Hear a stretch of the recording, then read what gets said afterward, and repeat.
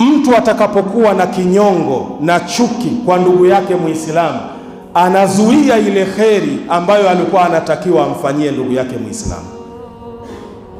Mfano mdogo tu leo, kama wewe na ndugu yako muna kinyongo baina yenu, akaja salamu alaikum, wa alaikum salam, ndugu yangu wallahi wewe una kazi nzuri, naomba angalau na mimi kule unakofanya kazi nitafutie nafasi ndugu yako, ukinisaidia mimi wallahi umesaidia watoto wako hawa, naomba ndugu yangu. Kama wewe una chuki na yule ndugu yako, wallahi utazuia kuifanya kheri ya kumsaidia ndugu yako.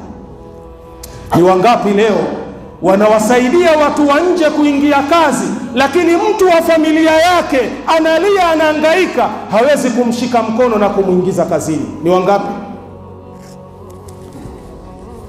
Wa huwa bisababi imtilai alqalbi ghillan wa hiqda. Na hiyo inasababishwa na nini? Nyoyo za Waislamu zimejaa chuki na kinyongo baina yao.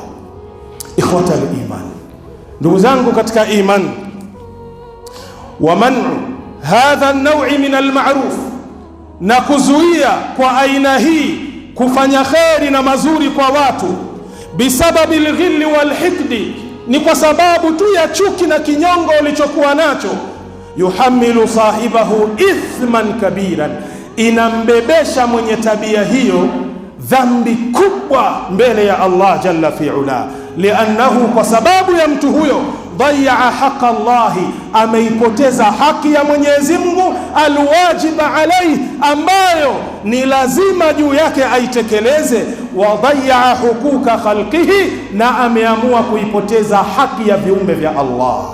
Wa mani'ul ma'rufi, na mwenye kuzuia kufanya kheri na mazuri kwa Waislamu wenzake, bimalihi, kwa mali aliyopewa na Allah, yuadhabu yawma alqiyamati, siku ya kiyama lazima akaadhibiwe.